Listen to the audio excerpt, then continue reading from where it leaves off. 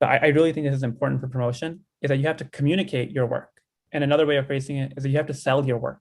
And tactically, what that means is you have to be able to make status updates, post announcements. You have to be able to speak up in meetings in order to market yourself in your projects.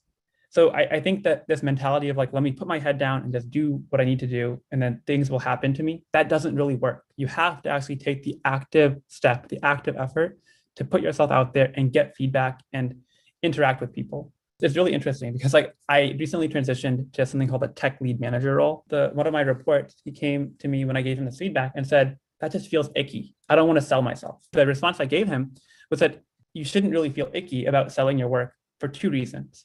Number one, if your work, the things that you're doing every day, like your primary project, if it truly is adding value, then your communication about that project will be welcome. Any status updates you make, any announcements you make will be welcome because people are aware of how important your project is, whether that will improve the tooling for the engineers or it'll move some metric for the end user because you're shipping some new feature, or if you're building some infra that other people in the company are going to rely on, your work is important. And so therefore people will care about it. And if you feel like your work is not important, that's a problem. You should fix that first because you're anyway not going to get promoted if your work isn't important.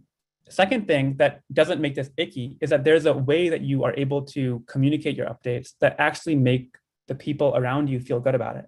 The updates that you make will let you acknowledge contributions from people because especially at these big tech companies or even mid-sized or small companies, nothing is a solo effort. You will always constantly be working with many, many people. And so having the kind of regular communication with your team is a way for you to acknowledge their contribution. And again, that goes back to helping you because you're creating these deep social ties, which will be necessary when they write you peer feedback, and it'll help you grow your career.